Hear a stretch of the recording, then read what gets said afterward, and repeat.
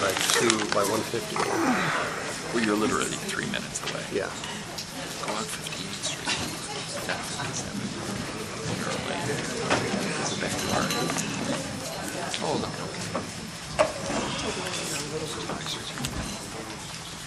Okay, thank you everyone so much for being here. I'd like to introduce our guests from Brothers, producer Ryan Kavanaugh, Jake Gyllenhaal, Natalie Portman, Toby McGuire, and Director Jim Sheridan. This will be a 30-minute press conference. If everyone could please raise your hand for questions, and we'll get to as many as we can. Stephen Schaefer, you may begin. Oh, good. Extraordinary performances by everybody in this movie. Just amazing. Congratulations, Jim.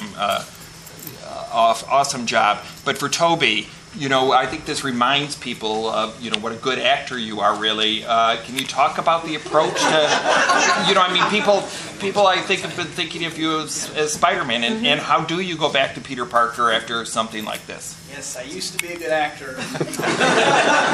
Trying to return again. I don't know. I felt really fortunate to have the opportunity to do this with these folks, and I definitely was excited at the challenge. You know, mostly I was attracted to the subject matter and to do something that could, shine a light on something and hopefully start a conversation about something that is probably not talked about as much as we should talk about it. So that's sort of my attraction to it.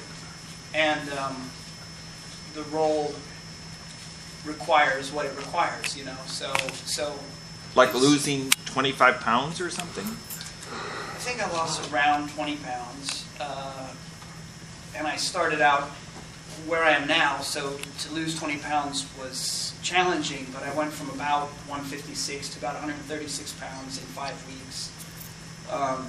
And yeah, I don't know.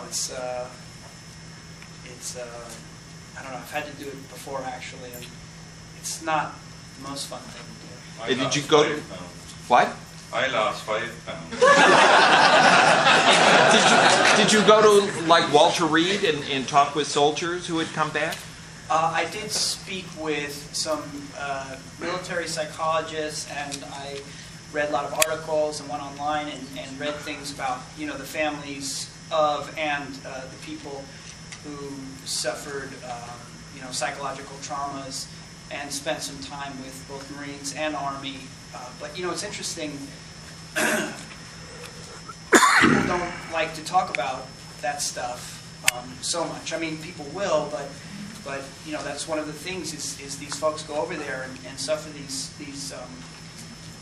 traumas and feel alone. You know, they don't feel like people can relate. I think a lot of, you know, I'm generalizing, obviously. Some people can talk about it, some people do get help, but a lot of folks go over and feel like their worldview has changed. They can't relate to us, you know, the sort of civilians, and it's very challenging for them. I feel like they, at least a lot of what I read and talked to, there's a lot of shame and embarrassment, and they try to take it on themselves, and they're suffering. You know, they're dealing with some really complicated psychological problems, and you know, they need us to be a little more proactive in society, to reach out to them, to lend a hand, and to just have a conversation about it.